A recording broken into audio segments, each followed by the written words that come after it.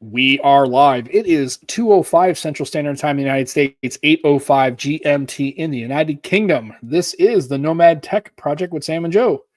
Hey. Coming to you live this 16th day of February 2025. And if you're watching the stream, good deal. You've understood the assignment, as the kids say. If you're not watching the stream, that's okay. It's on YouTube. You can catch it later. It's a video. You watch it. And then obviously we'll have the audio version of the podcast posted maybe by tomorrow. I don't know. I've been real bad about posting shows lately. I actually missed like the Scoop show and then the last one. And then I think the last show we did last week, I think I just did it the other day. I've just been bad about it. So anyways, you can catch us there. So if you're listening, good. And we appreciate you stopping by. And if you are watching the stream live or later's good. You'll notice that we have the captain has decided to waste an hour of his life that he's never going to get back. And we're going to soak that up. And we're going to basically, we're going to soak that up and he's never getting that back. So Andrew, welcome back to the show. It's been a few months. Obviously, I think was it before Christmas? I think what? It definitely was before Christmas. Yeah. Was it like October or November or one of those? I have to go back. That's why I have the things in chronological order. I noticed now that when I make the audio files, I actually put, well, first of all, when it's just me and Joe, I just put solo because I'm just too lazy to put us or whatever. But I noticed that because of me saving them on my OneDrive, they'll give like a 1 or 2 or 3. So what I do is I actually put the date of the show, just like a timestamp. So I put 02/02/25. So at least I can kind of separate the shows. So I had to go back and look. I know it's been a while. So how the hell have you been? Hopefully you had a good Christmas. I know that you got a new look. It's really good. We like. Oh yeah, I know it's constantly changing. Yeah, that's okay. But yeah, no, I'm doing pretty good. Just been kind of just hanging in there, and I've actually been doing a lot of streaming on Twitch and YouTube now. Yeah, I noticed that you're playing some. I don't really know what the game is. I saw it. I jumped in a couple of weeks ago. I didn't even look at the game. I just saw that you were streaming. I just thought it'd pop in, and I don't know what it. I don't even remember. What's that like? Last of Us, but I know that wasn't it. It was something. I don't know what the hell you're playing. There's Hell Let Loose I've been playing, which is like I call it my World War II PTSD simulator. Okay. Yeah, that one's like extreme. That one's like a hardcore, like team based, kind of playing Band of Brothers, basically, Saving Private Ryan sort of approach. And it's like you die a lot in it, but it has like proximity chat, which kind of makes it fun. Like when you play as a medic, there are some pretty funny interactions you can have with people. But yeah, that one's pretty fun. I've been playing some Marvel Rivals, and I've been playing a lot of old games too. Like what was it? Yesterday I did an old Star Trek point and click adventure game, which has been fun. Like you can't find really anywhere. There's what was it on Valentine's Day? I actually did Mortuary Assistant, which was interesting. That one was. It's like it sounds exactly like it should be. Yeah, you're like embalming, but then there's like demonic stuff going on, and I'm basically having to do like I'm basically doing like Wayne Brady like improv singing to combat my fear of jump scares during the whole thing. So that would scare me. Well, it's fun, but it's been good. It's been fun going in and just like just anytime I'm playing a game, I'm just like, you know what, I'm just gonna turn on my stream and just play. Yeah, and that's cool. And I think one time, I think I went and had the old show. I think I just one night I was playing. I think it was Diablo 3. I don't remember. And I didn't know I don't know how to do all that stuff. It was set up with the Xbox, or at that point I was using an Xbox, and I was just like, let me try to do this. And I jumped on. I'm like, I just started playing for it might have been half an hour, 45 minutes probably. And I think somebody jumped on, or 2 people jumped on, and they were like, oh, we thought you were doing a podcast. I'm like, no, I'm just streaming the game. I don't really, honestly, it was just really a function tester to see if I could do it, because I didn't even really set it up. I have no idea. So I preface this next statement understanding that this is something you're into, so please don't get sideways when I say this, but I still cannot understand why people watch people play video games. I just remember as a kid when everybody would have a Nintendo, or if you had like a Sega Genesis or whatever, like nobody came over to watch somebody else play a game. Like it's, to me, it's like watching somebody. It's like literally everybody's going to your house and watching you play this game, but they're not playing the game. They're watching you play the game, and then I guess you have some shticky commentary or some of these other people. Like I just remember back when I was a kid, everybody hated that kid. It's like nobody wants to come over to your house and watch you play double dribble. Like, I don't want to watch you play it. That's why you had the 4-way, you had the Nintendo, right? The thing that would let you have 4 controllers, right? And then you'd all would play, right? Or at least 2-on-2, like Karate Champ. But now it's like all these kids want to do is just watch people play. It's so completely. It kind of depends. Because like there are certain games, like I kind of run into this whenever I'm trying to choose a game to play. Like there's games I want to play versus games that have an audience. And so like I like to play a lot of old school games. Like I played, what was it, the DOS Monty Python, the Holy Grail game, which I actually I forgot all about that damn thing. Okay. Oh yeah. Like for example, like there's a mini game where it's like if you play as the Dark Knight who has all of his arms and legs cut off, right? Like it's first person, his helmet is like computerized on the inside, and it's like there's a button for like swing sword, and once your arms are gone, it's like kick, and once you have like one limb left, it's like bleed. But it's like for me, I like to show like old games that like either people don't know about or are not very available. Though it's like with Hell Let Loose, that one's kind of one of those ones where it's like I just happen to play and I enjoy that game, and so I just stream it. And there are people who like to, especially it's like as you get better in competitive games, people like to see how people play. Or it's like how maybe people don't have that game and they're like, is this something for me? Kind of sort of thing too. I can see.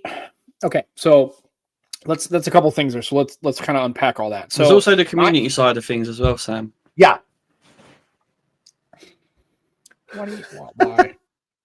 Now it's like maybe that. So okay, let's start with the like I might be interested in this game, and it's kind of because remember you can always go on like PlayStation, they'll have like trailers and videos and stuff, but it's kind of like I mean it to me it never gives you really a full sense of if you're like going through the library of games. Like, and also especially considering the fact that you might have to drop like 30 to 50 or 90, like some cases for these, like $60. Yeah. I'm like, okay.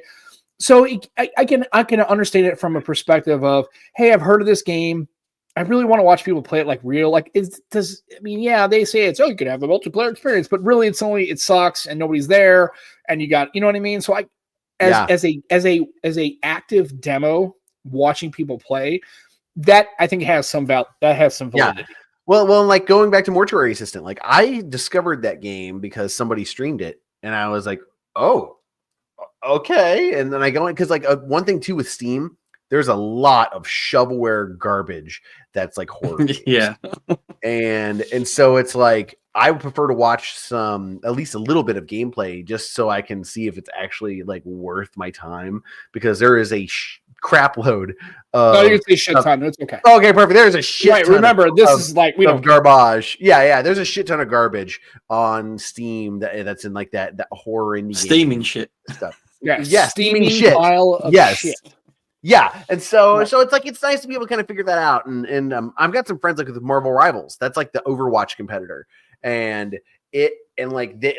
I had some friends who like are playing competitive, and I'll play some competitive with them, and I suck at it. But dude, I actually used to get into Overwatch big time, and I haven't played it. I have absolutely no interest.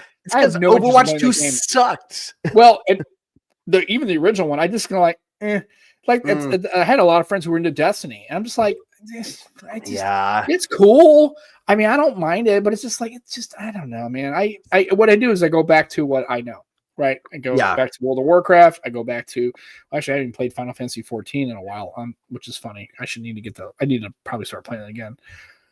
I don't know if I'd ever played Mortuary Assistant. I don't really know if that kind of works for me. Okay, it's like first person, but like you have to like determine like. So you're doing like this embalming, but like you're having to determine like which body has the demonic possession. Yeah. See, now to me, if it was just you, setting shit up and working in a mortuary at your local, and it didn't have all this weird demonic shit going on, like okay, I can kind of like then it sounds like it's fun. But if you're gonna really be scared and jump, just go play Silent Hill. Just go do that. Because then that game is nightmare fuel. Well, damn, I don't know apparently, how they haven't been able to come back with that damn series. That IP needs to come back Yeah. hard because that was some of the scariest shit I've ever seen. That I don't even get scared in that game. so it's like one game I want to play again, but like I can't stream it because like I played it so often that none of the scares get me anymore. Was Fear. It was it was an acronym. First Encounter Assault Recon. Yeah.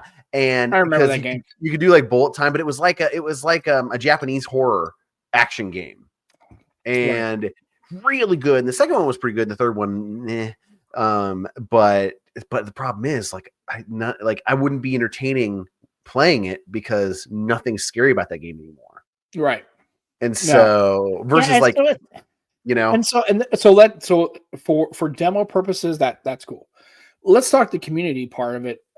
That's the part that I think for me doesn't seem like it makes any sense at all.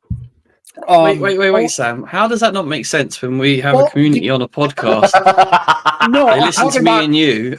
I'm talking about because people could.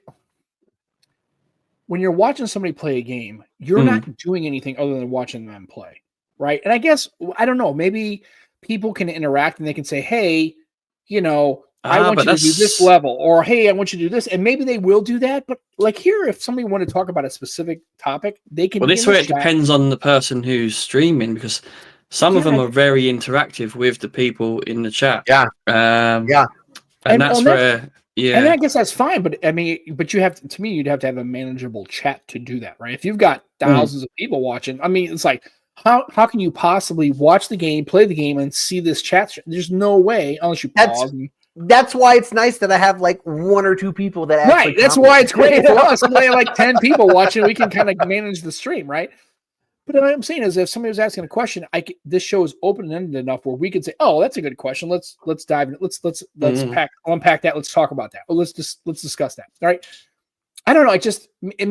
And that's very possible that because to me, it seems like watching other people play a game. Maybe I'm looking at it through that lens and just remember as a kid that everybody used to beat that kid up at the bus stop, right? I remember that was a kid you made fun of at school or whatever, and nobody wanted to come over to his house and whatever play Nintendo.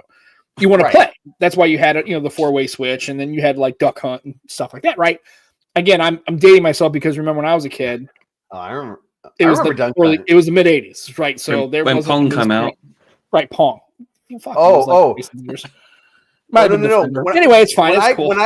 When I grew up, we had hand-me-down. What was it? It was a Tandy TRS-80, and Jesus Christ! Yeah, it had like the chiclet keyboard that you had to type like this with it. And we had Dungeons of Daggerath where like it was like wireframes, and then you're like swing sword. Right. I had the Atari, but I can't remember which one it was. It had a cartridge slot. It wasn't a 2600. It was actually a computer, and I want to say it was the 1500, and I can't remember. And that's why I'm trying to look it up right now. I'm trying to remember which one it was. Damn, I need to. It was a computer, but it was like I think it was like I don't remember what it was. I have to look it up, and it was So it wasn't actually a console. It was more like a computer. It had a keyboard in the front, and then just in the center it had a cartridge slot. And I want to say it's like the Atari 800. I don't think it's the 400. That's so it was the 8-bit computer. So yeah, right. It was old school. Yeah, and then at some point have yellow buttons on the side. Yeah, and then I had actually on the left side, they had like just square silver. It was mostly silver metal buttons, and I had a Commodore 64 at one point and a Commodore 128 at one point. And so I'm trying to remember, and I really wish I had the Commodore 128 because it was kind of cool. Do you miss that form factor of like having the computer in the keyboard? Yeah, I loved having. I really liked having that computer, and I wish I would find. I can go to Atari's website. I really want to know which. Like I can't remember. I want to say it's the 800, but I can't remember. It just drives me crazy. And I don't even like I said. I obviously didn't take pictures of it because it's whatever. But I think it was the 800. I just posted a link in our private chat about with the Wikipedia that has some screenshots. Yeah, and it's like anyway. It was one of those. But I liked having, it wasn't just a console, it was actually a computer. It was actually, you had and some of them even had like basic dot matrix printers you could hook up. Some had floppy drives. On my Commodore 128, it actually had a cassette tape drive. I was gonna say, yeah, Joe. I was like, yeah, you could save and load programs from cassette tapes, right? And that was cool because we used to be you would it was a command line, right? There was no interface, there was no UI, it was all command line, and it was like you clicked on it and you would run it, you run a command and it would say press play on tape is what it used to say. And then you would press play on the tape, and it would start to read the tape, and then it would actually pull that data in, and it would actually boot up. It was its boot sequence. It was really wild back then, and it's pretty cool. And so, like I said, maybe I'm not giving its due diligence. Maybe I'm being super judgmental. I know that. I mean, it's not for everyone, though, Sam. Like, it's fair to say that it's not for everyone. Well, it's like part of going with your audience is like you'll get people who come in and then leave. But like it's about like finding the people, like being regular enough and finding the people who like your style, and then they stay. That's kind of where it's at, because it's like I don't want to have people in my audience who are just going to be not happy with how my style. And so it's like it's a slower process, but it's kind of an organic, nice process. Yeah, and I think Scoop's comment here is something I didn't really actually think about. So the thing about watching gameplay is now that you can get through some issues if you're stuck and commiserate.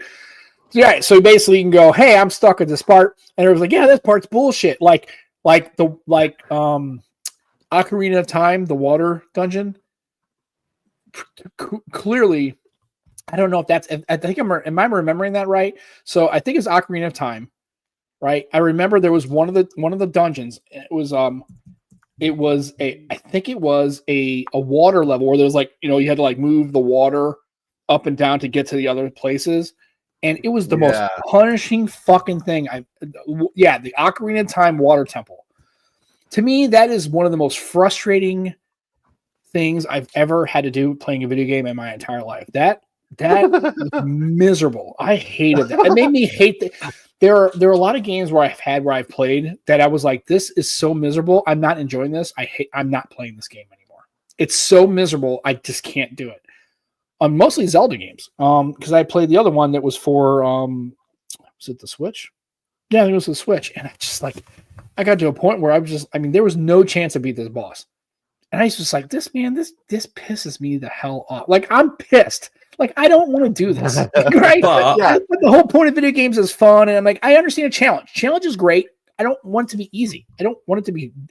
But I mean, some of this shit is so soul crushingly difficult that it's like, man, fuck this game, dude. And I'm so pissed off. And I don't have a lot of patience with that anyway. So anyway. Yeah, but you know what? It is interesting though. Like there is also, if someone's streaming and they're having those reactions, there's a funness of like sharing the person's pain, as it were.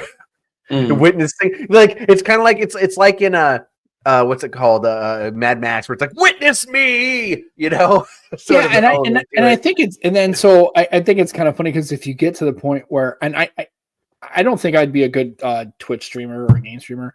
I do think it's funny because I think if I got to that point, I think if anybody were watching me from years ago, ready to just take the fucking snap the controller in half and be like, fuck this. You know what? Or not break your computer. I'd watch it. Dude, just take an old Nintendo. That would be interesting.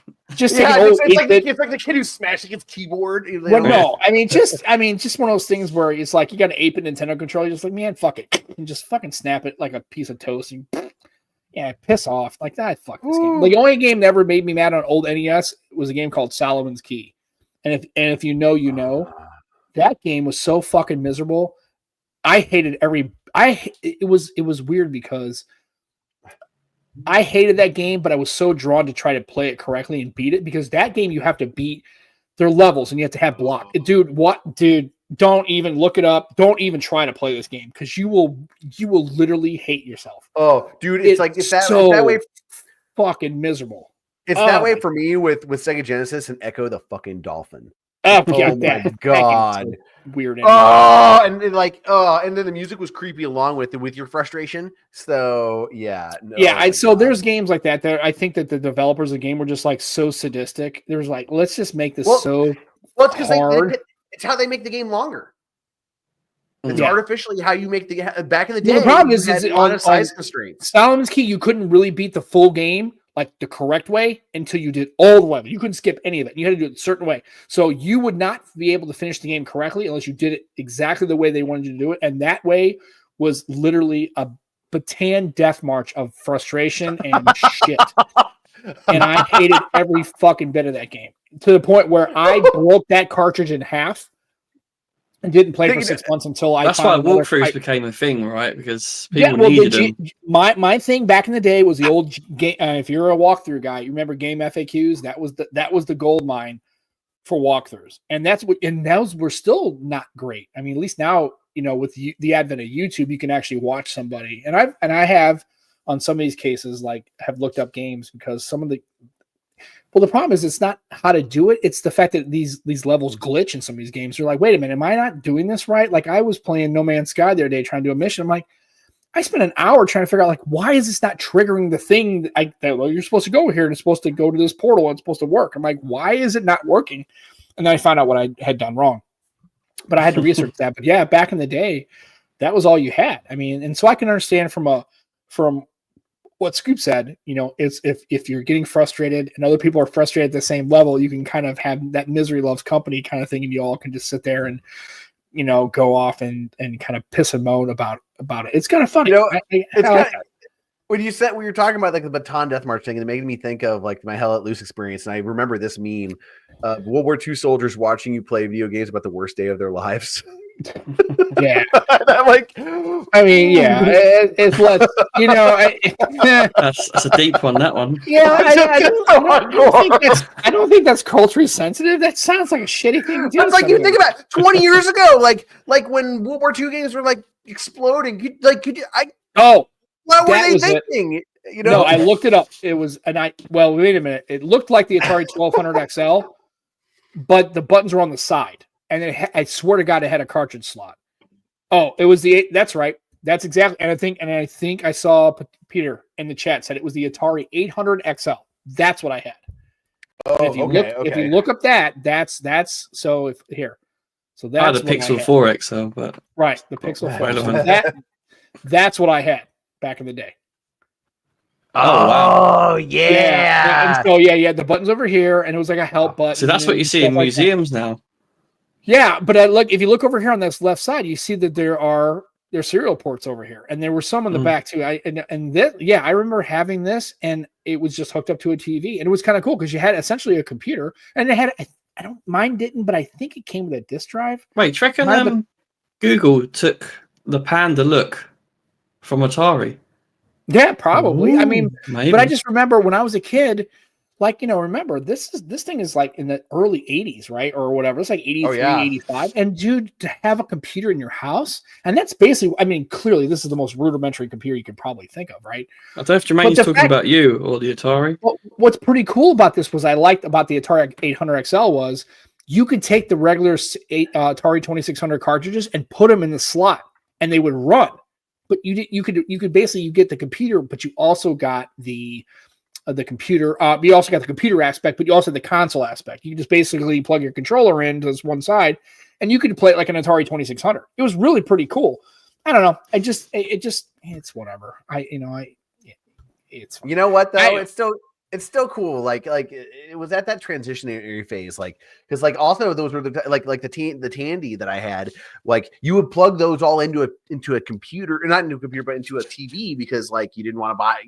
At the time you didn't want to buy a separate monitor because computers, just anything with computers, were just not cheap unless you got something like Atari or something from Radio Shack. Well, you didn't have a monitor. I remember these are all CRT boob tube TVs, and my mom was like. Yeah.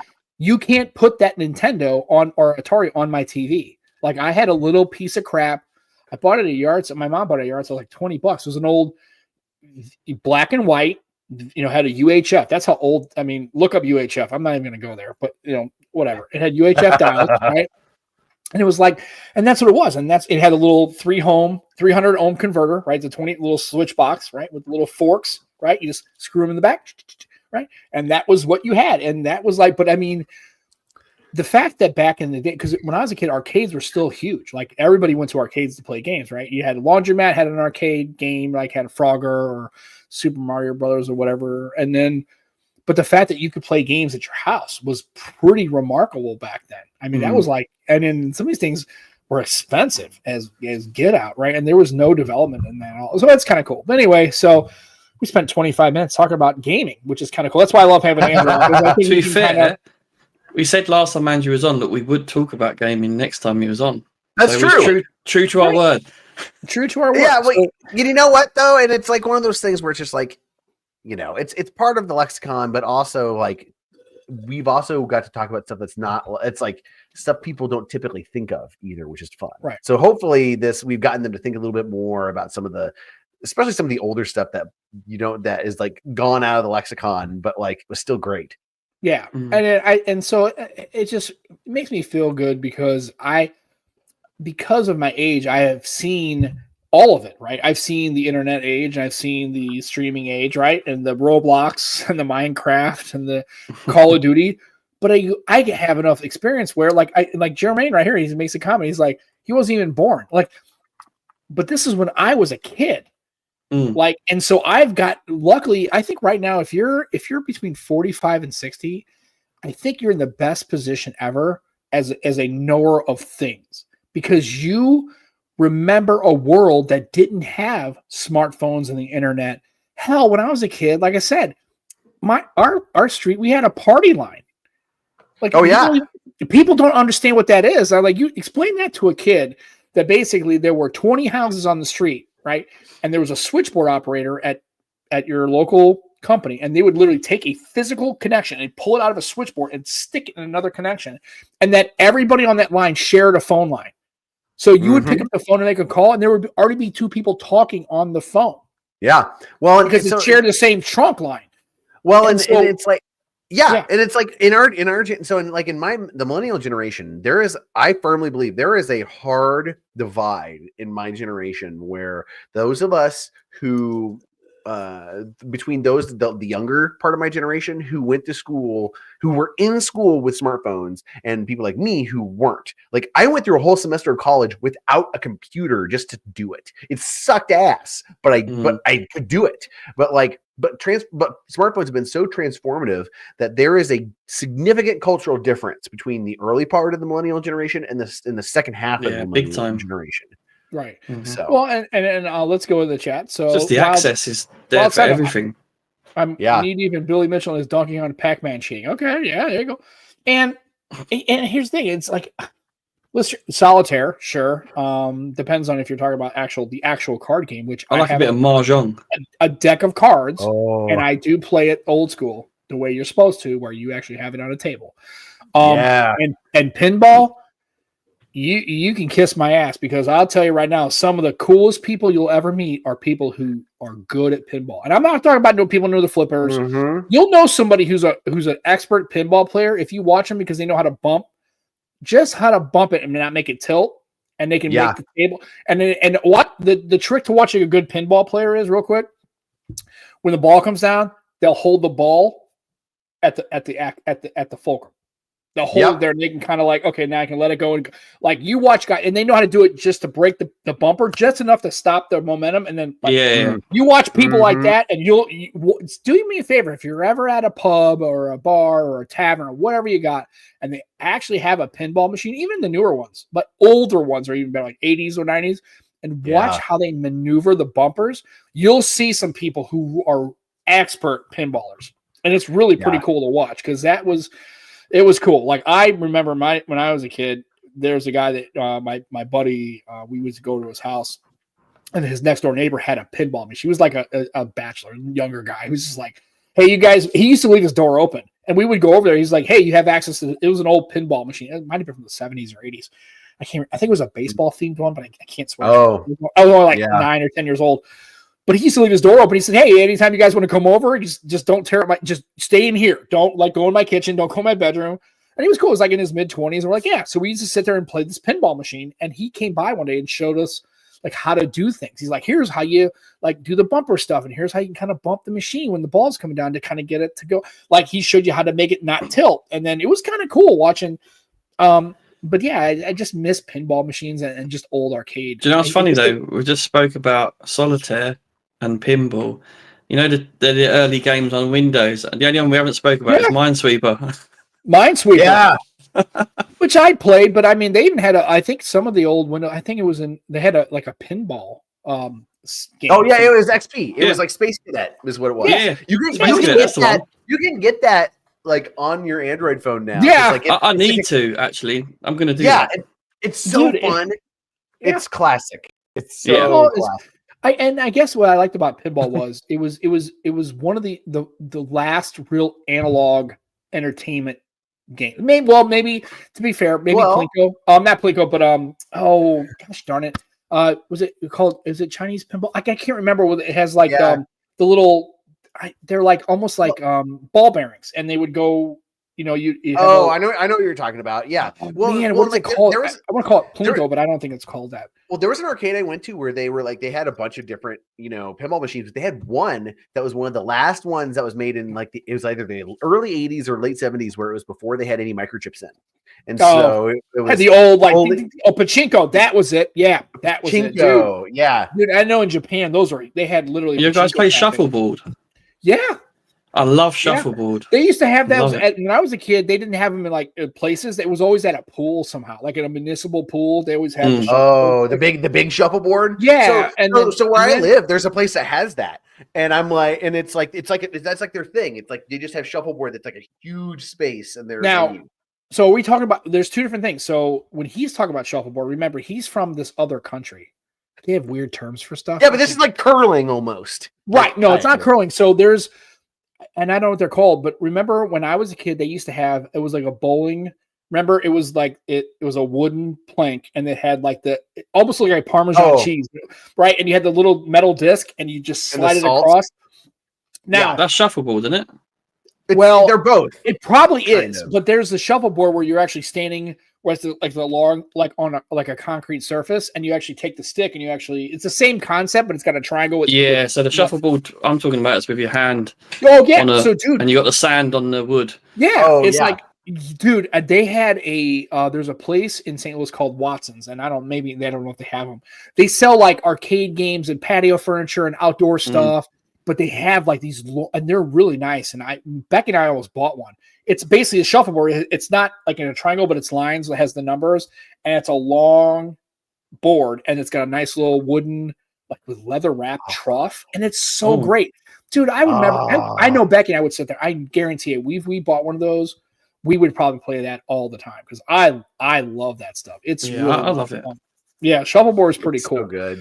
Yeah. So it's just because we've gone so digital now because of our smartphones. I think we're kind of missed all these old analog. I mean, hell, even do kids even play fucking pool anymore? Like or billiards? You know what? There are a lot of people I know around here do. It's like a social aspect. Still, because there's still the social aspect people want to do. Yeah, if you still have like billiards, I don't want to just like sit at the bar. Just sit at the bar. I want to be doing something. Yeah, right. Yeah. Now in the UK, do they still have pubs that have like a snooker table or a pool? Well, pool table, of course, just regular pool. But I know there are a lot of pubs closed down, but the pubs that are still there is still pool tables knocking about. Yeah, okay. The best ones is where the walls are too close to the table and you have to go like this with the cue. Oh yeah, or it's got a pole. You're like shit. I'm like, well, I guess I'll just like do it around the pole. You know, sometimes with mini golf, sometimes like that'll happen where I'm like, I'm like too close. I can't stand to get there, so I just like pool cue it. Yeah, right, you know? I love crazy golf. I call it crazy golf. Yeah, like I said, we have it's fun. A local place that's got like it's a mini golf. It's a putt. It's actually a full 18 holes. It's actually pretty well designed. Ooh, that's fun. Yeah, it's pretty good. And I guess I think as we're getting in this more digital age, and obviously the internet and all this kind of stuff, and online gaming is cool. I just feel like young people, like my daughter's age and younger, they're missing out on. I'm not saying you should do that only. I'm like, we should just fuck the internet because these kids are whippersnappers and right. I'm just saying though, but some of that stuff is really because of the social aspect because you get together. You know, I don't want to miss the pool and the shuffleboards and the pinball. Well, Sam, around London now, you get bars that actually have all this stuff Right, like retro kind of thing. Yeah. So like, there's Well, Boomtown and Bar. They have But here's the thing: darts, but do yourself a favor. shuffleboard. Well, you going in there, find anybody in there Karaoke. who's under 25. Hmm? That's the problem. Go find anybody in that place that's under 25. No, they And are. they're not- That's the thing. They are Well, under that's the thing. 25. Okay. Good. I think there's been a little bit of a resurgence ever since COVID Okay. ended. Yeah. Basically, Yeah. because people were stuck inside and all they could do was online crap. And so now getting back and doing social stuff and having that stuff there is actually pretty nice. Like I I saw, appreciate all it again. like at the shuffleboard, because this place has both like the small, like the plank shuffleboard and the big one, and it's very much like it's mostly younger people who are playing. Like they have tournaments, people playing darts and all that Yeah, too. Yeah, So, darts. it's That's great. another thing that's a lot of fun. What's the best pinball game? And I don't know. All I know is the I don't know when the last. I don't. They still make pinball machines anymore. I'm sure they probably do. I remember one I saw, Oh, yeah. and you're gonna, and obviously this is not a play with Andrew because he's here. It was literally a Star Trek one, and it was just cool as shit because it had a Borg cube. And it had I know what you're talking about. And I Yeah, was like, what the? And it would, but the problem is with those pinball machines, and maybe it's because I'm an idiot, and maybe I'm so used to the older ones. There were so many fucking like I didn't know what it was. It was too much in a You couldn't pinball keep up board. where it was going. Like, well, you couldn't see half of the time because it was behind stuff, right? Either the Yeah. RID, And but then the it just problem is fires there was- out at you somewhere else. But the problem is, like on the old ones, you knew, like you had, like obviously you had the bumpers, right? And there was just points, right? And then you had sometimes they had the lifters. I call them lifters. I don't know what they are, but they had like you hit all 5 and then it resets and it gives you like 1,000 points, right? But this one had so many ramps and like bonuses, and I was like, I don't really know where to go with this. I was just basically at that point just floating it up there and just see how many points, and you get like millions of points, billions of points. I'm like, okay, well that's just stupid. It was pretty cool. I just remember it had all the sounds, and you do something, go. It had like the phaser sound. It would have like the Borg sound, and then you'd hit it and it would hold the ball. Obviously, and then we give you a couple of balls. You get multi-ball, right? So it'd come down and you have 2 or 3. And then it was like this weird battle. But the problem is, remember, on those ones, they have like a little small, either a full screen or a dot matrix screen, like right dot underneath matrix screen is the most fun ones, though. And the problem is that, they do it on purpose to fuck you up, because then you look up there to kind of see what's going on, and you're not watching the damn ball. Right? I know. Yeah. So that's why, like, I never look up until like, why is the ball like? Oh, I got to make a decision. Oh, okay. Oh, and I need to come to Vegas first of all because I've never been. Becky's been a couple, like I think once, maybe twice. And but I would come to Vegas and I wouldn't go to any of the shit like the casinos. Literally, I think I need to go to the Pinball Hall of Fame because I would. Yeah, love that would be a fun day out. Yeah, and pachinko, yeah. Oh hell yeah! Sam, it's funny you touched on sound, because sound is important on pinball. Like you say. Oh God, yeah. It just got me. Again, I just don't want to lose. I don't want to be in a world where in 25 years, like nobody even knows what any of that is. See, I love a foosball table. Oh, just don't even start with As long as no one's spinning that shit. No cheating. No, if you spin that, you're lame. You need to do the whole. Yeah, you need to punch. Yeah, you need to do. You know that. What? I saw what was it? Mr. like Michael Fisher was like, he's apparently was like on a cruise, and he had like a thing where he, like on one of his Instagram stories, he had a thing where it's like on foosball on a cruise ship, it's a lot different because the ship's balls is, it's like, no, I don't think you can do it on a cruise ship. Although some of those are so big that I don't even think if you're on choppy seas, I don't think you'd probably notice. Apparently, some ships have like little gyros inside of them that like move opposite to the waves to help. Well, the problem is if the room itself was on a gyro, so that would kind of compensate for the fact that that would be okay. But now they just have basically food places and casinos. That's all they have really. High speed Terminator. Oh yeah, Star Trek TNG. Yeah, the pinball machines. Like I need to get back in. The problem is there's just not many places that have pinball machines. And I bought the arcade, but it really isn't. It's not one game, right? It's obviously a collection of games. But I love having it. But if I could find my buddy actually has like, I'd say like 8 or 9 old school pinball games in his basement. He has them up in a row, and he plays them every once in a while, and it's pretty cool. Like I will open up thing, give it a couple credits, ding, ding, ding, on the coin collector, right? Give it a couple credits and play. I could play pinball for hours. It's fun to me. I just miss doing it. I just don't want that to be a lost art. I just have a feeling that as we get closer and closer to this new AI digital age, it's like nobody's going to even know what a pinball table is in 25 years. It's just kind of depressing. It just bumps me out a little bit. Let's hope not. But yeah, it's like I think there will always be a place for some analog stuff, like just because like the stimuli that the physical stimuli and the auditory stimuli that you get from that combined with the social aspect, I don't think it'll ever fully go away.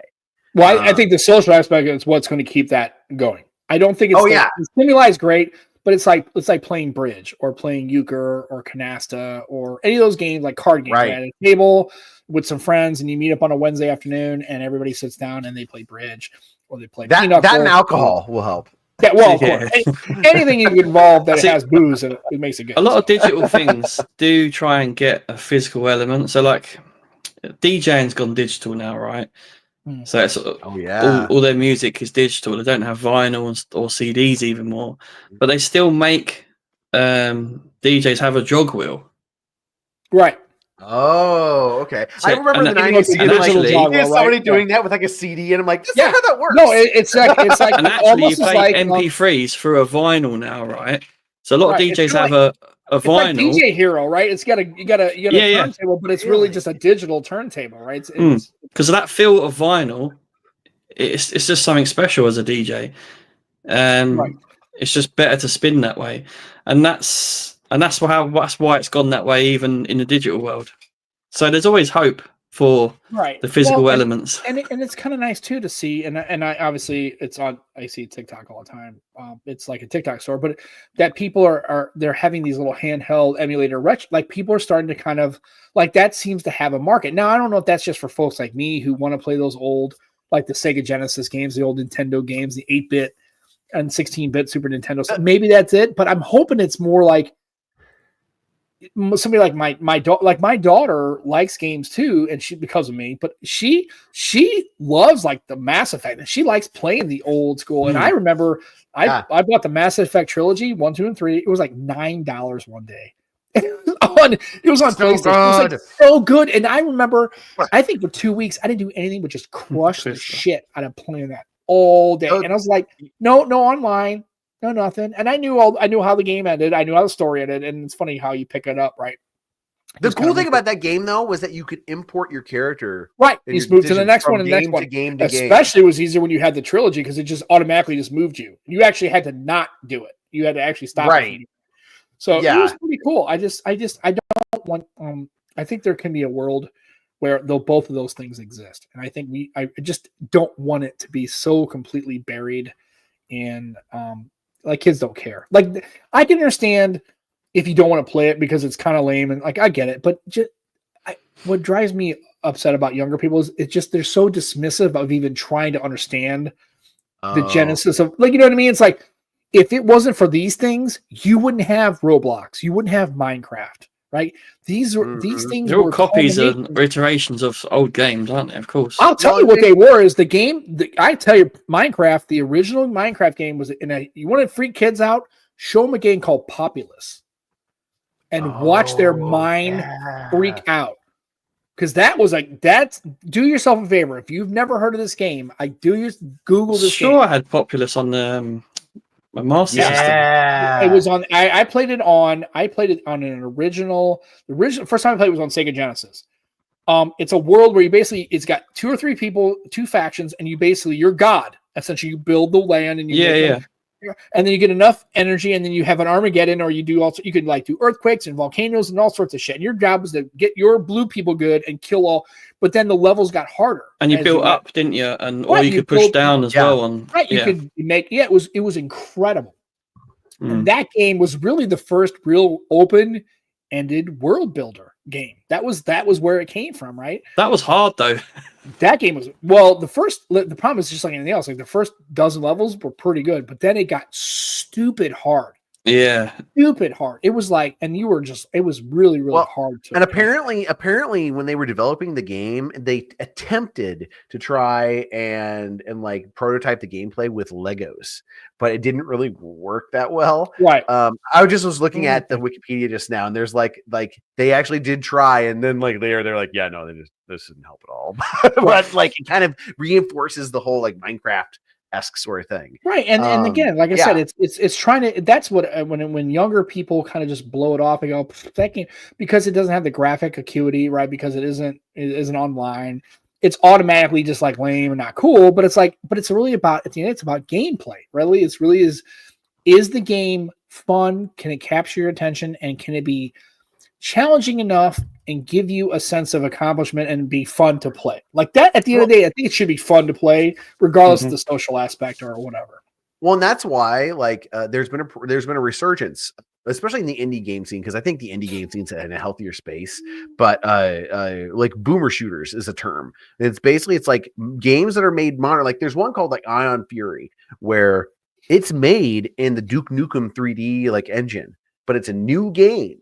And like there, and so like there's a lot of these older games newer games that are using older graphics, but it's about recapturing the style of game that's kind of waned in popularity, because a lot of people are wanting those retro experiences again.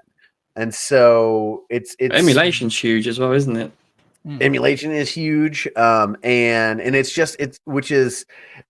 of course all these big studios are against it, which makes people want to do it more.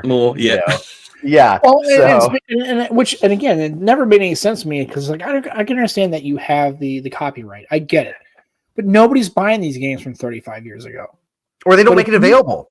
Right? If you can make it available and then have people pay, they put it on Steam and make people pay like $1.99 for the game.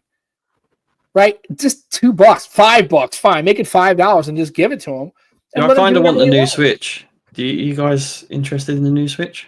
From a hardware perspective, yeah. I kind of want one. And I don't play it very often. That's the problem. It kind of sucks. Yeah. I just because I have access to, when I'm at home, like I can understand if I was going camping or taking it on, but I'm not in a position where I'm sitting somewhere for a couple hours and want to lug that thing with me. It's better. And I don't play games like I could just play something on my phone real quick. Right. But at home, it's not getting played, because why would I have a computer? I have a PlayStation, I have an Xbox. Well, and it's like, again, I think if you're a kid or like a teenager, I think it's pretty cool. Like I'm forever a kid. I'm Peter Pan. Yeah, it looks pretty cool. Yeah. I just don't know. Mine just doesn't get as much attention as when I bought it years ago. I don't play it as much as I'd like to. And like I have the same games, Astroneer and all these other games, the Diablo. But why would I play it on the Switch when I can sit at my house? Why sit on the couch and play when I can play on a larger screen? Well, and it's like also I don't want to directly support Nintendo, because I don't like their business practices. But the one thing I will say that I like, that I wish at the Steam Deck, which I have, I wish that it had the second USB-C port like the new Switch is going to have, because it only makes sense. Why would you only have one USB-C port on anything that's that, And I'm not bitter. Yeah, it doesn't sound like it. It's sounding really well adjusted, actually. I feel like there's going to be a lot of good, which is not really the vibe of this show. Anyway, just I feel like there's going to be lots of good handheld consoles like in the next few years. I think it's going to well, competition. It's competition is there. Yeah, which is like the whole thing. Like we don't have competition in the US anymore on phones or any of that stuff. And so that's a place we're actually seeing it. And when it's kind of like I thought about wearing my Linux shirt today because I like with Steam, I've been rediscovering Linux, because I have Linux on my laptop now too, because I had it back in the day. But it's one of those things where it's like with the handhelds that are the Windows ones, Windows sucks for a handheld, but there's competition now that's really pushing them. And so hopefully Microsoft might actually start doing something to make the experience better, but it's a place where there's actual competition now. And so it's nice to actually it's heating up as well, see something happening. Yeah. We're not stagnant anymore in that space. Yeah. So, I mean, well, obviously the new console, and those are, those console releases are kind of like Xbox and PlayStation. I'm sure there'll be a PS6 at some point, but I mean, it's like, but on the console, how far can you really push it? Where you're really essentially you're just basically playing a PC is what you're doing. Is that just starting handheld PC? Yeah, I think what happens is that because of the underlying architecture is still PC based, the consoles now have just become essentially an extension of an OS, but the experience is locked down. Right, and it's controlled. Yeah, right, and that's the problem I have. Right, and I think that's why you have people like, and so my counter argument to that is I'm okay with the lockdown, but here's the thing: when I buy a piece of software, I know it's going to run. Like I don't have to worry about 3050s or 8090s or a $6,000 fucking graphics card. They made 12 of them and then it's trying to, I know when I buy a game either off the store or a physical copy, boy, don't you wish you had a physical copy when PlayStation Network went down for 24 hours? Woo! Boy, don't you wish you had a physical copy? Yeah, fuck you, Cloud, right? Well, and the Steam Deck is probably the closest thing that a PC has ever come to like a console experience, and it's not perfect. Like there's like anti-cheat stuff is like certain a lot of multiplayer games you can't play online because it's not compatible with Linux, or it's not the hardcore hardware, and they're a little bit generous with what they say is playable sometimes. Right. So it's like it's not perfect. So I totally get that. Right. What's nice about that's the counter argument to a console, like or even a Nintendo or a cartridge-based system, right? If I buy this cartridge, I'm not going to go home and go, I don't have to go, oh, minimum specs, recommended specs. Oh, I don't have the graphics card. I don't have the RAM. I don't have this. I don't have the drivers. I don't have the sound card. I don't have any of that shit. If you buy a PS3 game and you put it in a PS3, it's going to fire and run perfect as much as it can. You don't have to stress on the constant upgrade cycles and everything else. So again, my argument's always been for consoles that again, it's going to piss off PC people, and I'm not trying to, but to me, a console person is a pure gamer because all they care about is the software running on that hardware and that game available. Like they don't care about the graphics. They are not trying to cheat the game. They're not trying to play mods. They're playing it. I would almost say the console gamers, because of the way they're kind of sandboxed in and kind of like hamstrung, they have to be purists because it's exactly going to be presented in the way that the developer and the console manufacturer gives it to you. Whereas if you have a PC, you got enough code base, you can create mods, you can fucking cheat the shit out of it, you can run your own custom code on top of it if you had enough skill, and if you actually had access to source code, you could make the game bend to you. Well, because back in the once upon a time, back in the 90s, especially, like the games, the depth of experience was so different between the consoles and PCs. Where so say if I'm playing like a space flight game, on PC, I was playing like TIE Fighter, where you are like control of basically everything of your spacecraft versus the capabilities on the console at the time. It was so much more arcadey just because of the limitations. Now that's less of a thing now. That's basically not a problem. I think because PC inputs is the only problem. It's kind of like crossed up a little bit. Right. And I would say, and again, you have cross play now, don't you? So well, yeah. And so it's one of those things where I just think it's just remember, a PC has a different. It's not just for gaming. A console, you really aren't doing anything other than playing a game on it. That's the whole reason. Blu-rays. Whereas as opposed to a PC, it's a computer that you want to play games on. It's not what it's designed to do. A PC is essentially a productivity tool that plays games. Now you have games, PCs that are built specifically for gaming and they're spec that way. But or the handhelds now, because that's the new market, because it's all converging. But I would argue that if you're a PC gamer and you buy a completely gaming PC, that you're essentially a console gamer because you're really not. You're basically playing on a PC.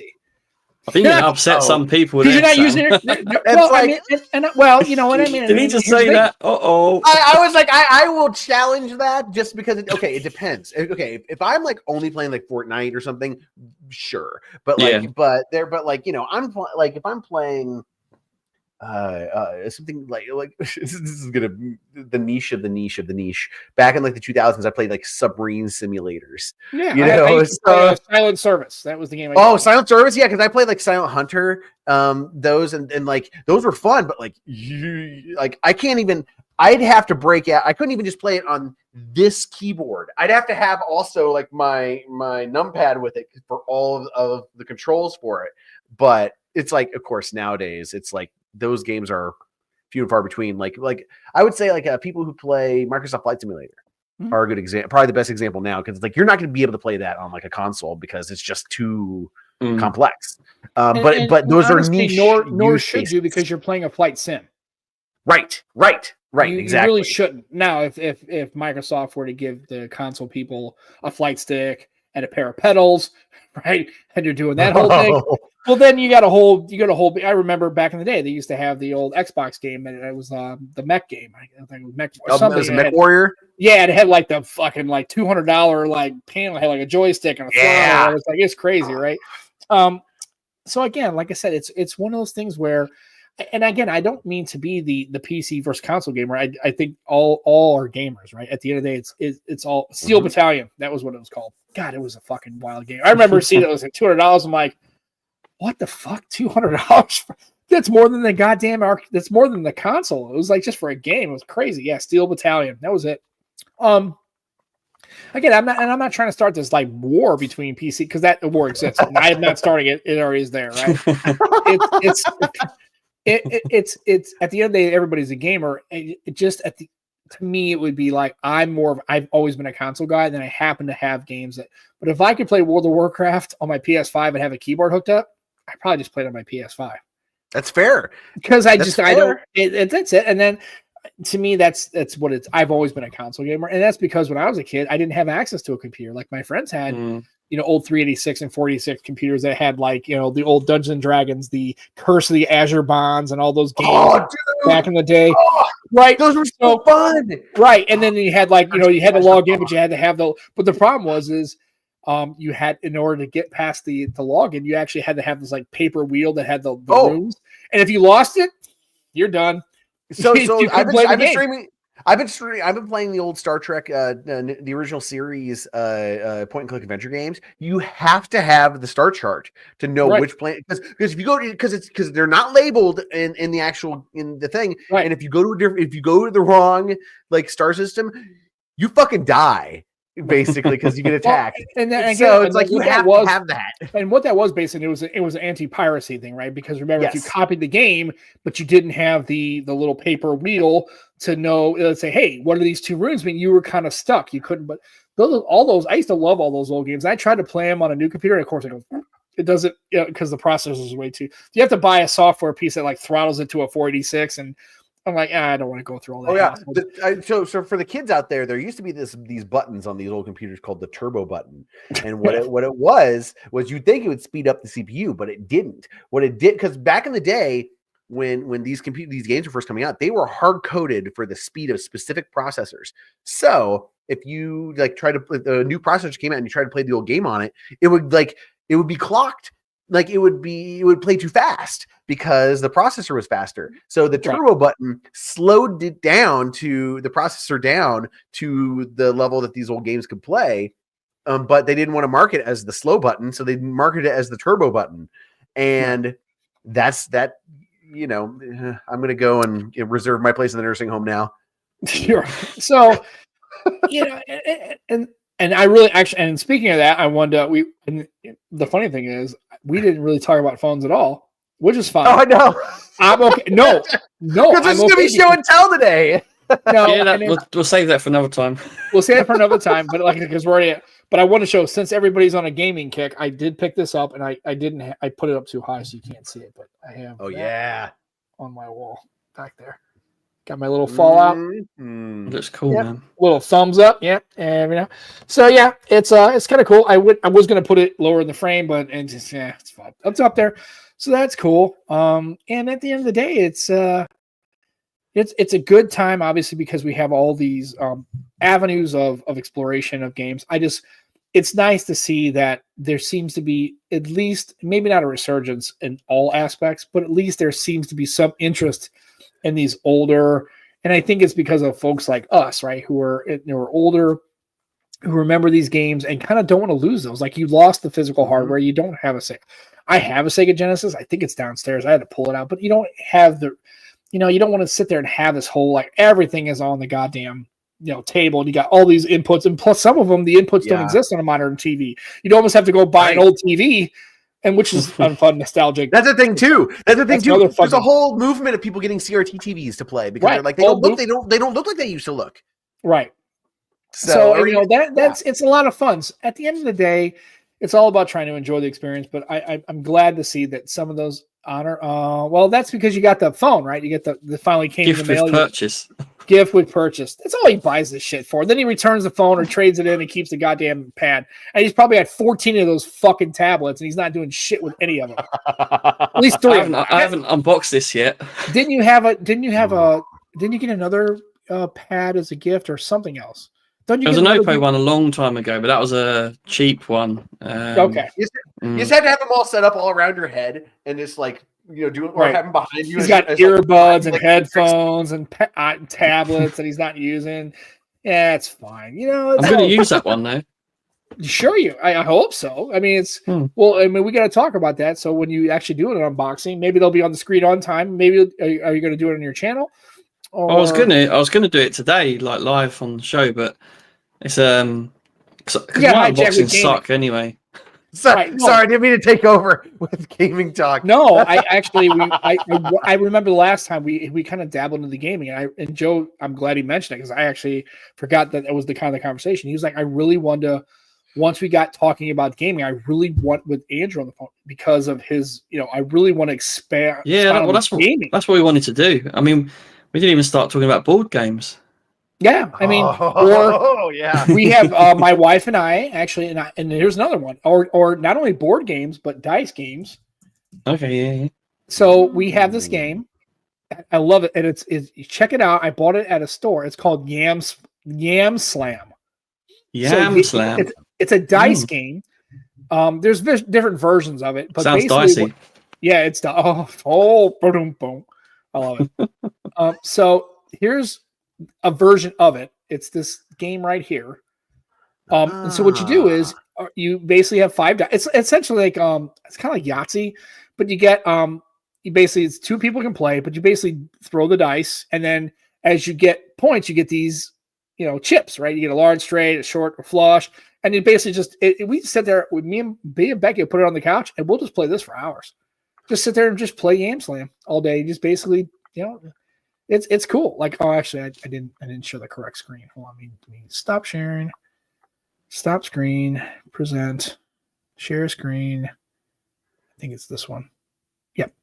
Yeah, just look, and then the one I have is wooden. Is actually a lot nicer. This is kind of a plastic one, but essentially that's all it is, right? You just basically throw the dice. You get 3 rolls, and if you get 5, you get a Yam Slam. So you get the most points you can get, and then you get to roll again. And that's what it is. It's just essentially a dice game. Just an old school.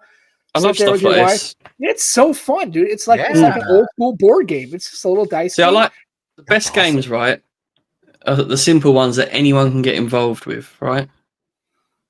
That's the best games. Because even kids can play this. All you do is just you don't have to explain. It's not an extensive rule set, right? You literally tell kids you roll it and then you help them with it, and they're like, "Oh, I got a thing," and everybody can play, and kids can play, and then they like it. And it's not digital, doesn't plug in. There's no battery life, right? You just basically play, and then you guys can have a cocktail. You can play it. We just sit. Actually, when we went on a small trip, we went to a little weekend getaway, and they actually had tree houses. All the rooms were in tree houses. Nice. That's cool. And it was cool. So we had a couple of cocktails. There was no TV. We had internet, obviously, but because of like Wi-Fi or LTE. But all we did the whole weekend was basically hung out. We went around this place called Herman, Missouri, and James, you probably knows about Herman, Missouri. Right, and it's like a little wine area. It's got like old shops, and we just basically hung out. We just kind of disconnected for a weekend, right? We just had, and we played Yam Slam. We had some cocktails. We were just hanging out and just talking, just having a good time and doing some shopping and getting some wine and visiting some places. It was kind of cool, and it was cool having your essentially an Airbnb is a treehouse. It was kind of slick. I really liked it. Yeah, and it was kind of neat. Awesome. So, but yeah, these are kind of things like I said. I think that's something important you just said there, right? Oh, I know it's a tech show, but I think it's important for people to disconnect every now and again and do stuff like that. Oh, I think you have to and I think that's a lot of the reason why I think people our age, we can kind of conceptualize because we knew of a world when it was analog and it was disconnected. Like young kids don't understand a world that isn't completely connected all the time between smartphones and internet. And it's really kind of sad because they have never seen a world where they don't understand disconnected. I mean, they're literally, you want to watch Panic, watch a 25-year-old person walk out of their house and not have access to a smartphone for 24 hours and watch the sheer level of panic on their face. No, I'm dead serious. And even adults, like, I don't know how many people have literally driven all the way to work and forgot their phone and literally drove all the way back home because, God forbid, they didn't have access to their phone for 9 hours or 10 hours. It's like that's why I don't think that they're ever going to become fully mainstream, but I like the idea of those minimalistic phones where it's like yank display, where it's like so I can communicate with who I need to. Because like I want to have to run Android or something so I can, because like I use Signal, and that sort of stuff, apps for communication. But like that, I'm not tempted to like doom scroll or any of the other stuff because so I can communicate with who I need to, but I'm not like invested in it. You're being available in case somebody needs to get a hold of you because you might be doing something. But at the end of the day, it's like you're not, because of the fact that it's a limited e-ink screen. You really can't. I mean, you could doom scroll, but it's such an off-putting experience, you won't do it, right? And so I agree with Joe. Like I said, I especially, and I think it's really important. Obviously my daughters are a little older, but Joe's daughter is younger, and about really kind of explaining that there can be two worlds, and it's okay to live in both. But at some point, if they know an analog disconnected world exists, and they don't have everything completely invested in that one, that it's not so anxiety creating to be outside. They're okay with going on a weekend camping trip, right? You get a caravan. That's a British term. I don't call them caravans. That's a British thing, right? So you go on a camping trip, right? And you have a phone because like I said, you have to have access in case something comes up. But really, you have no TV, so you're not watching television. You're not watching sport, right? You're not going to a pub. You're not going to work. It's just you. And maybe there's a local small town that has a small little shops, right? And you go experience that, or you and your wife go on a walk and you take your daughter with you, and you maybe have an actual camera. This is where having just a regular camera works, because you can't connect to the internet. You can't doom scroll on your Fuji, right? And that's why you just go and take pictures. And that way your family has that forever. And they can remember, hey, when I was a kid, when I was a little girl, Dad and I used to we went to Poland one weekend. I went to Warsaw and took some pictures, and it was great. We had local food. It was awesome. And those are the kind of memories that I think young people really need to get back to and still have that connected, digital, productive world, right? But then have a place to have some respite where you can kind of back out of that. I think that's pretty important. Actually, a healthy balance. Right. I think Joe makes a great point. I'm glad he mentioned it, because I just don't want to lose all that, because I think there has to be both of those things have to exist simultaneously, and they can. And I think they're good for everybody. It's good to be connected because we're the most productive and connected we ever been. And that's great, because then I can communicate with somebody. If Andrew were to move to, like, he took a job in Thailand for whatever, and we still want him on the show, no problem, dude. We can still do the show. Yeah. Right, you're just in Thailand, right? I can write you letters if you want, Right? Yeah, you can send a balloon. You can put your letter on a Telegram and fly it in the air.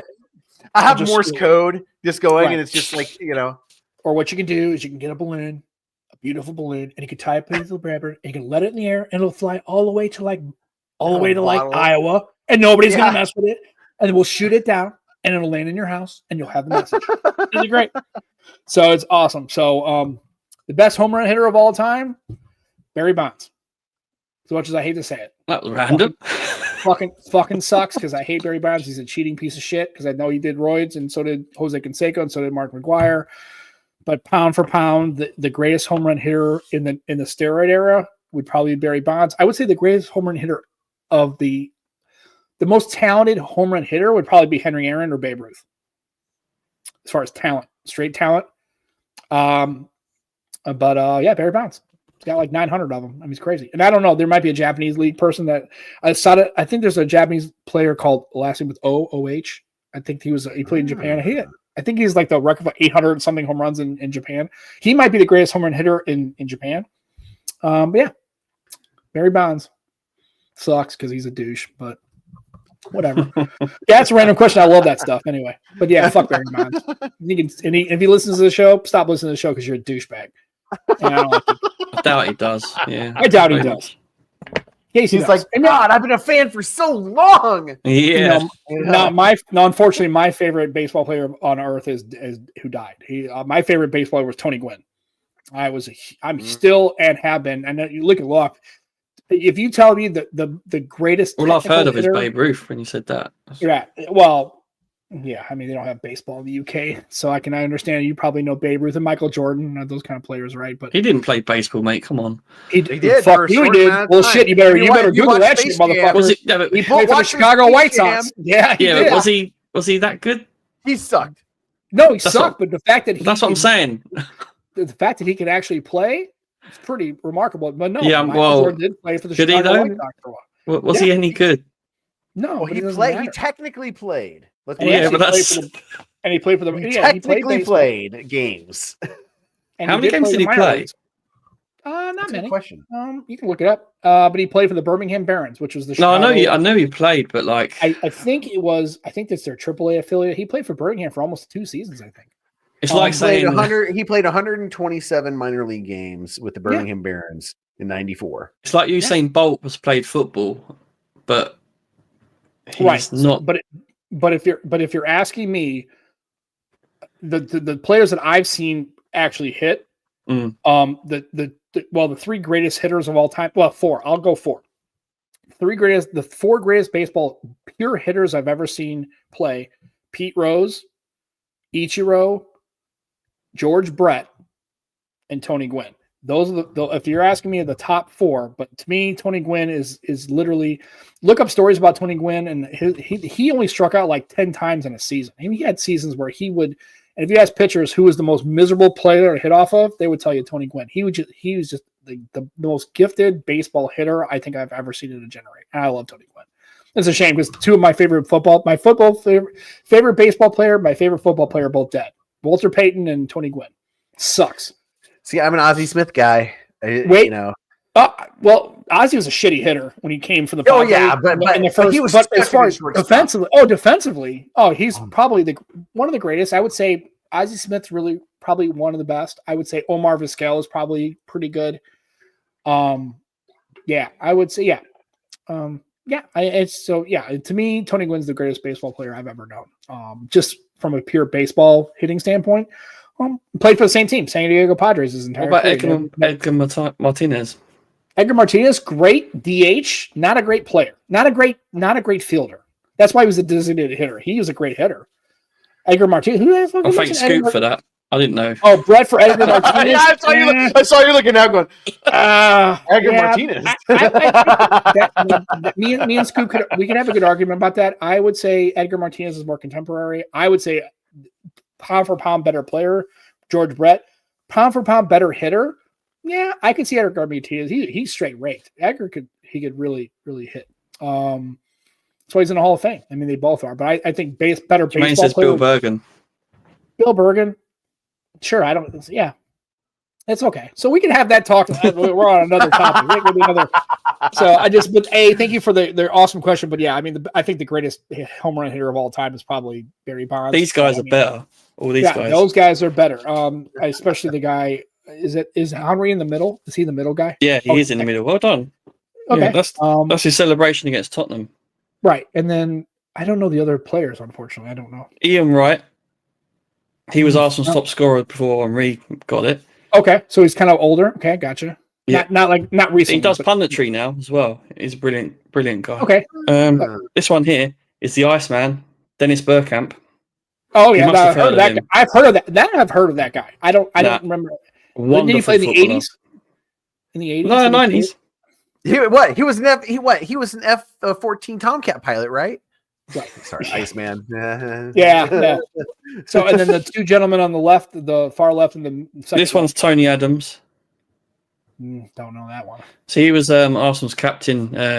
He actually come through the youth, and he was. I think he played when he was 18. He got into the team, but he was our captain for a long time. And who's the guy on the far left? I think that one's Perez, but. The problem is they don't show his number. Yeah, they don't show his number. It does. Does it? Can you see it? I don't know. You have to look it up. Tony Adams, the billionaire. No, I don't think so. See, Tony Adams. Do you know Jimmy Now? No. The singer? No. That's lost on you then. Yeah, it sucks. I just looked up the 10 worst players. Yeah, There's definitely a bunch of them. There were not very. The 10 worst players. Sven Stephenson. Baseball, the best baseball man. What is going on? I have no clue what's happening right now. Anyway, but yeah, it was a great discussion. And actually, so the new show notes are gonna be basically Andrew comes on and we all just talk gaming and retro gaming and the theories behind that. You know what? Next time we've got to talk about like we do need to talk about phones. We also need to talk about like the phones that we loved from like 10 years ago. Oh yeah, like early Android, early iPhone, like the first like 10 years of smartphones. He says on the I think, and on the far left is Jeremy Corbyn. Is that who it is? Jeremy Corbyn. I don't know. Do you see what he's doing there as a politician? Oh, on the far left. Oh, gotcha. Okay. Political joke. Oh yeah, that UK political humor, boy. That lands with two Americans. It landed really well. That one. Yeah, I know. We were like, so is that headlights? Deer in headlights. So is that a Tory or is that the opposite? I don't have no clue what's going on. Is that what it is? That's right, mate. I never know what's going on all the time. So we're together there. So I don't know. I don't know. I just hear these Tories and then the Labor and fuck it, dude. I have no idea what's going on. I can barely keep American shit straight. I don't even know what's going on in the UK. 10-year-old phone. I'm not into politics. I'm not either, but unfortunately, if you turn on television in the United States, that's all you're going to get now. I know, especially since like football's over, the Eagles won, so that's it. Baseball hasn't started yet; they're just starting spring training. Basketball, I don't really watch that much because we don't have a team in St. Louis, and then we got NHL hockey without a break. So I don't know. Oh, it's conservative. Okay, right, sure. Okay, good. I don't know what's going on. Go Birds. I don't know what's happening right now. I don't know what are we still in political talk? Go animals, go humans, whatever. I don't know. Yeah, I have go humanity. Right. Oh Jesus. And beyond. Bring it back to Star Trek, guys. Right. Yeah. So we need we need, like I say, 2,200 phones a year. We need to launch. We need to talk about that. Yeah. So we will discuss older phones. I already know what my favorite phones are from 10 years ago. That a couple of them are Windows phones. So obviously we'll have that discussion. Mm-hmm. Because I still think that's my favorite OS. I miss Windows Phone. I just do. Wasn't perfect. Wasn't for everybody. I realized that it didn't hit all the boxes for everybody. I realized that Android and iOS now are definitely more mature. But I honestly think that a Windows Phone ecosystem 10 years from now, 10 years on and had as much development, I really think could have been pretty viable. I'm glad that people are getting back into Linux because it really we need a third operating system other than Ubuntu, which is Linux, obviously. So you need something other than that just to kind of keep everything running. I think that's I did download that Windows Phone launcher. Yeah, it's pretty good. I've done a couple of them, but it helps a little bit, but it's just not the same. But if you're really into it, and you really want to have that feel, it's pretty good. Nothing beats an actual Windows Phone. Though I will say, I will say, okay, it might be. I have no idea. Doesn't the shirt, like if you can take a picture of it, won't it tell you? You can use the AI, and then you can say, "Hey, I bought this shirt." Doesn't it? The AI dystopia. Because they're all historic. I was thinking it was historic, but it actually might be Saka, who's current. Right, that's cool. He's a legend. Yeah, check it out. So, and if we don't know, so that's good. Sorry, I cut you mid flow there. We're using it. Just AI. Come to me again. I'm not saying we should be all old school Dewey Decimal System, right? We use the AIs, right? We can do all that shit. Right? That's cool. Yeah. So anyway, I think that's really about it. We had a. I just wanted to quickly show something. I got my missus. Yeah. Got these bone conduction. Oh, the shocks. Yeah. Shocks. Oh, yes. These are the Open Run 2 Pros, Pro 2s. Yeah. I had a pair. I forgot which ones they were, but I think she still had. She might have lost them. She probably lost them. Yeah. I'm going to try them out because I've got just like that. They were great, man. Yeah. So those ones I think have better bass than these ones because I think my brother-in-law has those, and basically from what I understand, they have like basically little. Yeah, they have better little bass coming out. The bit that goes into the No, it doesn't go in the ear, but it's still there. Pushes sound because it has the bone conduction bit here, and it has a bit that pushes sound that way as well, doesn't it? Yeah, it goes right here on the back of this bone right here. And yeah, and there's another bit there, Sam. There's another bit. I had a little bit of what Andrew has. I think they look exactly like that. I don't remember which. I think they're open. I think they're Shocks. I think that's that company. But I can't. I bought them like a bunch. I bought them years ago at a Best Buy, and they were cool. And Anna liked them, and she used them all the time. And I think she probably lost them. Well, the reason I got these, the reason I got these for Lauren is because she signed up for a half marathon, and this particular race you're not allowed to wear proper headphones, right? But you're allowed bone conduction. So plus cool. I think in the summer when she's running, these will be good.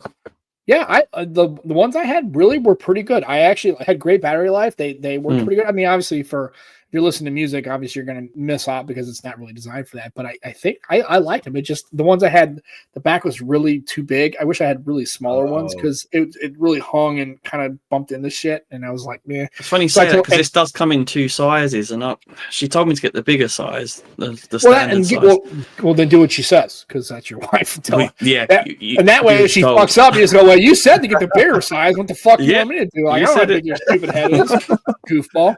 I don't know what the hell. I mean, don't you know how big your head is? I know how big your head is.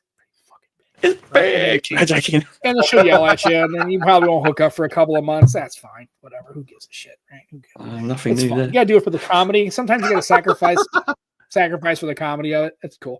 Yeah, it's all right. But yeah, I had a pair. I really liked them, and Anna really liked it. And she used them, and every time she'd come over, she would use those. She wouldn't use earbuds or nothing. She would use those. And then finally she said, "Hey, Dad, can I just have them?" I went, yeah, because I'm not really using them, and they're okay. I mean, they look pretty. They look pretty nice. They weren't exactly cheap though. I mean, no, these aren't cheap. No. So I'm curious how the newer upgraded ones, because I think I bought mine maybe 4 or 5 years ago. So maybe they've improved a little bit. And I know there's different. Because I know there's neck ones, but they're earbuds, right? They're like the ones that Juan Bagnell uses. They're like neck bands, but they have like actually they aren't bone conduction per se. They're like neck bands that have a charger, but they actually have earbuds that are on actual wires. So check them out. Yeah, let me know how she likes them, and we should do a review on those too. Because I'm gonna have a play for sure. Yeah, because check them out. She thought it was just for her, right? They're for me too. Right, it's text. We're gonna mess with it. At least review. Hey, and they're not shoved in your ear canal, so you can share them. Exactly. I feel like I might need the mini. I've got a small head. I think if you're looking for a new iPhone, I think the 16e, the SE, is going to be awesome. Talking of iPhone, who's got an iPhone now? Yeah. Oh yeah.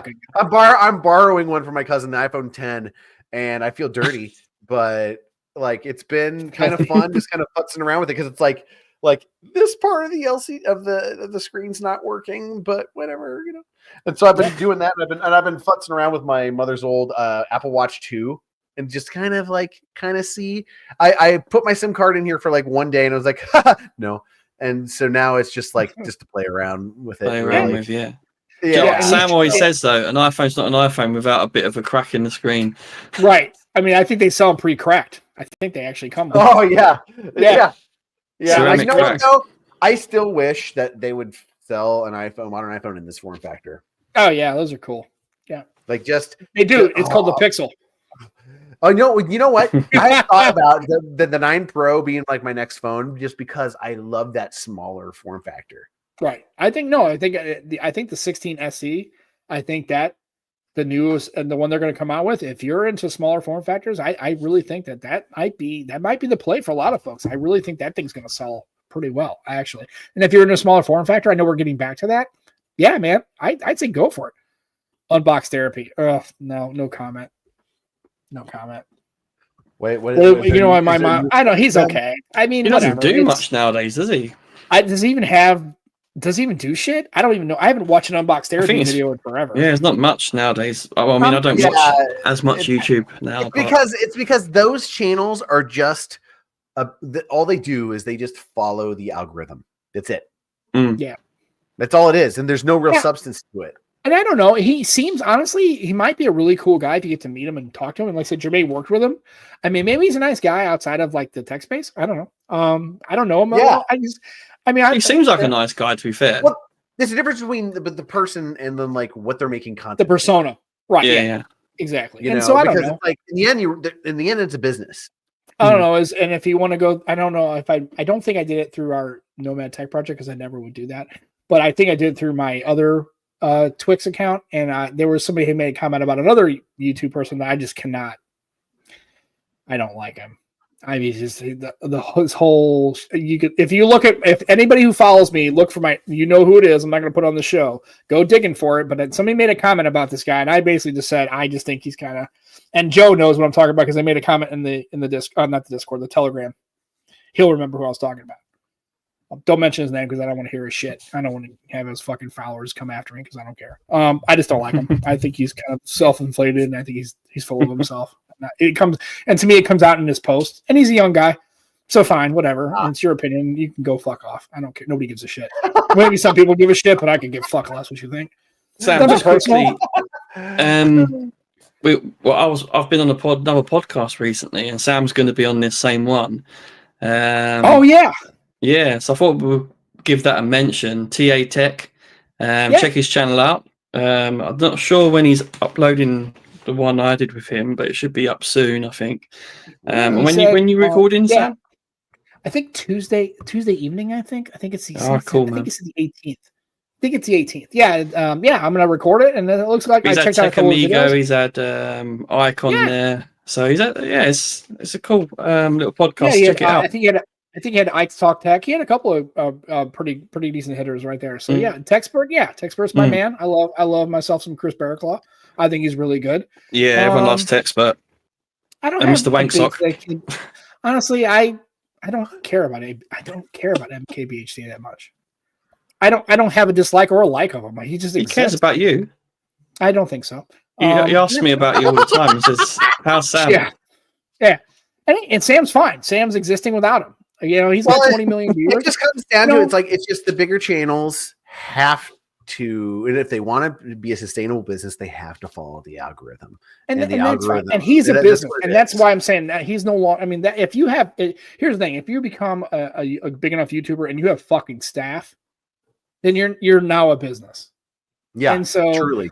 And again, and that's fine. And you know what? He's made a bunch of money, and fucking good on him, man. I think it's great. Go for it if that's what you want to do. I'm not doing that. I don't care about that. I'm too old for that shit, and I'm not doing any of that stuff. And I did actually the other day. I watched a MKBHD video, and I was like, pretty enjoyable. I mean, I didn't watch it all the way through, but it was kind of interesting. I'm good on it, man. Hey, if you can make a business, and it's like, and also it's like not everyone's content, even if you're a big creator, is made for everyone too.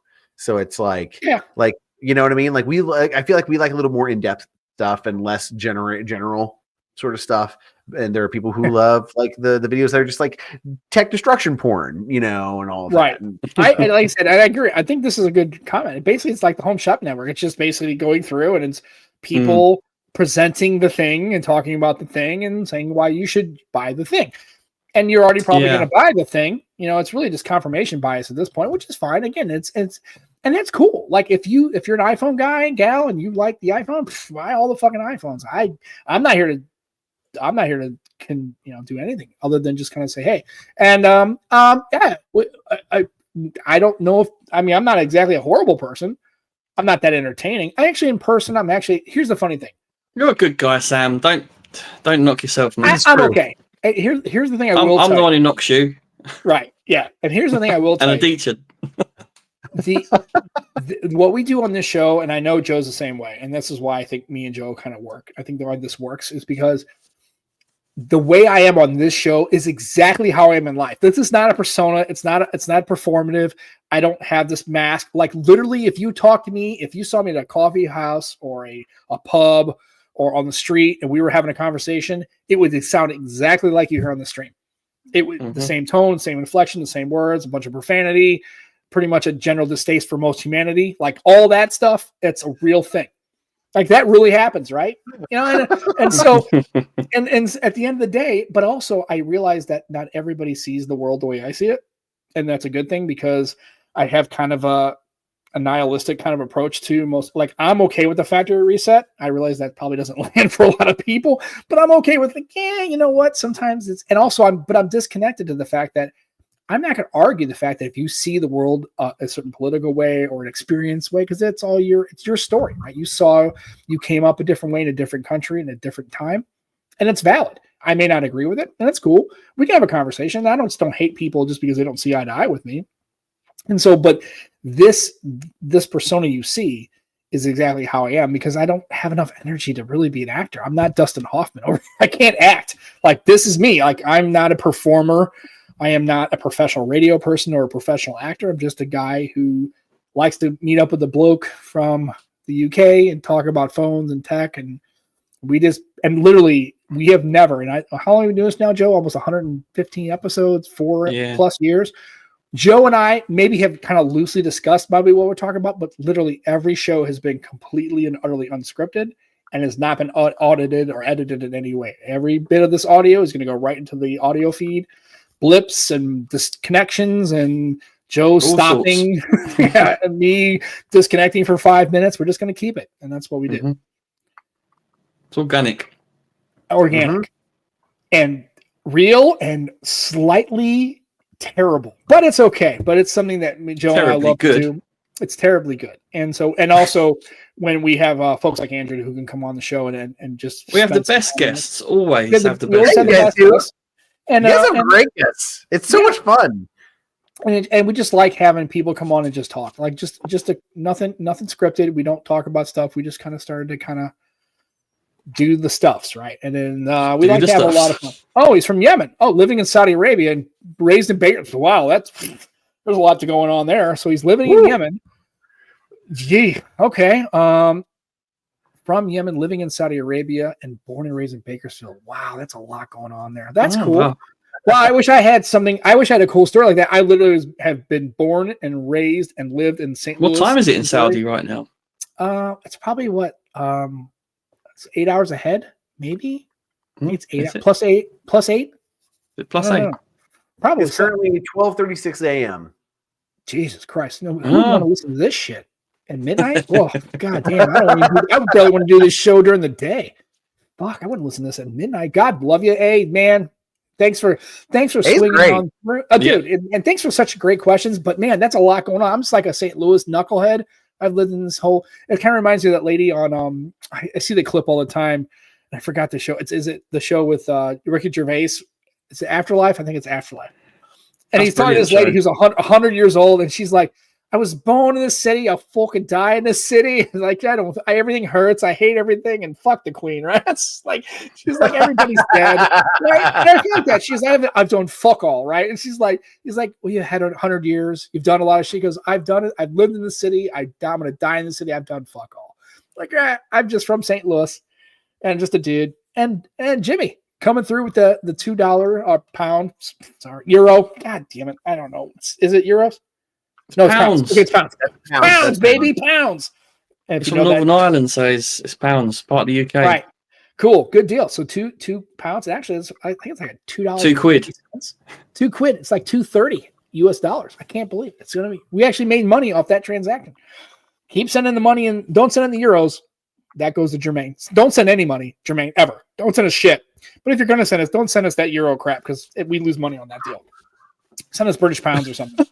Or drachma. No one needs to send anything. Don't ever send $1 to us. Really, we appreciate every dollar we get. We just appreciate people turning up and I think last year, we made like $35. And you know what sucks? I actually had to file a goddamn 1099. I can't believe it. Shit. Really? Yeah, I had to file a miscellaneous 1099 because we made like $38 or something. I probably could have skipped it. Probably could have skipped it. But I was like, you know what?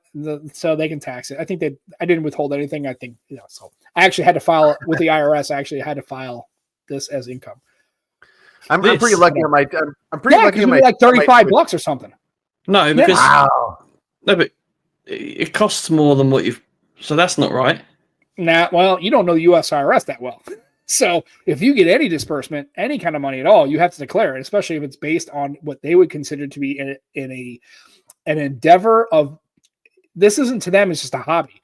If we get money from this becomes something you have to declare as income to the set. But don't you then declare?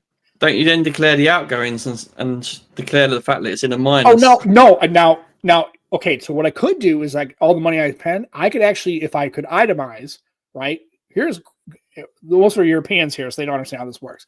I could declare this, and I could say, hey, I spent, $400 on, or whatever it is, like $500 on StreamYard and all that, and I could declare that as a business expense, and you'd have to itemize that expense. The problem is the way the U.S. tax code is if I don't have more than $26,000 of declarable business expense, I could write it off, but I have to itemize it, and I don't want to itemize it. The standard deduction is easier, so it's just fuck it. So technically, I got $38. I think I owed like 12. I think I owed like $8.04. That's okay. Elon's shutting out all those systems down. No, he ain't. Whatever. We're not getting into that. Doge. Whatever, man. That's a different show. I don't want to talk about any of that fucking bullshit. I mean, I realize that.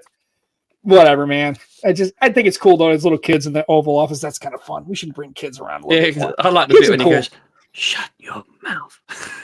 I just thought it was funny that he's having the conversation, like Trump's talking. I'm talking at the Resolute desk. I'm talking right now, and you can hear this little kid back going, he didn't tell this kid to shut the fuck up, right? Hey, it's like if I had my daughter there, like if I was like first of all, I wouldn't be in the Oval Office, but if I was, and Anna was like fucking like bit bopping around while the president was talking, hey man, shut the fuck up. The president's talking. This is his goddamn office. I would just pick her up and go, no words. That was kind of funny, but and he's all dressed, and of course he looks like a tech bro, right? He's got the t-shirt and the jacket on, and of course his kid is like dressed all cute and everything. He's like got a suit on. It's cute. I think it's fun. It's kind of fun, man. Let little kids. Plus, he got to meet Modi, right? He got the little kid with him. Who meets a world leader and brings their kid? 4-year-old. It's like, what the fuck's going on? He couldn't get childcare, man. Sure, because I'm sure that he's not. I guess he's not. He doesn't have enough money. Maybe his childcare provider's on Mars yet, and he just hasn't got him here. He hasn't figured a way to get him off the planet yet. I don't know. But I'm just like, I'm watching this video going, let me see if I got this right. It's like, I've got no comment on any of this. I think it's great. I'm like,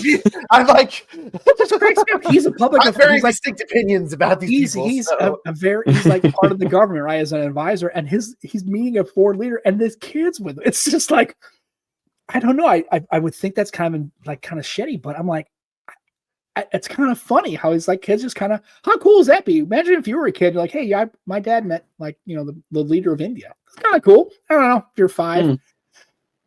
I'm kind of the opinion of being shitty to Trump is kind of a perk.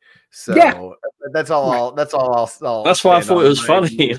Anyways, I just so at the end of the day, who knows how that's going to all shake out. We're a month in, so who knows.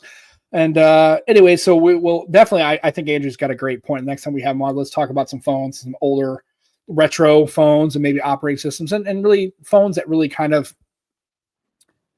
formulated our love of tech, right? And kind of like, I've got a whole bunch of old ones here that I'll bring out and I've show got you. Yeah, so we'll do some of that, and I'm sure Joe's got some opinions because I know he's been around the phone space for a while, so it'd be kind of cool.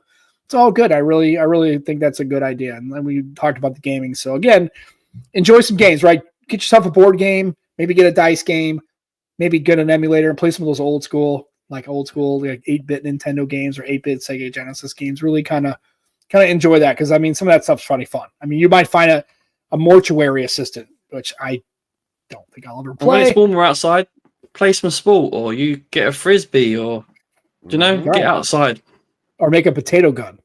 Yeah, actually, probably don't super soaker. Do they still do that? I don't think they'll let you do that. They'll probably get in trouble now. But I remember when I was a kid, you had a potato gun, right? Go get some PVC pipe, right? Get a long barrel, right? And you have a chamber, right? You spray some WD-40 or some accelerant in it, you close the lid, and you have basically a trigger, right? It was always just a clicker, right? And you stuff a potato in the end of it and go, it's like a cannon, right? You shoot the potato gun. Yeah, there's spud gun. Yeah, spud gun. We call it potato gun, but yeah. I just remember doing that when in my neighborhood. It was kind of like a nicer area, and I remember they called the police because they thought like something was like it's not like an explosion, like fire comes out the end. It's really cool. It's great for a couple of 12-year-olds in a backyard to have as a fucking potato gun. It's probably not a great idea at all. It's probably terrible.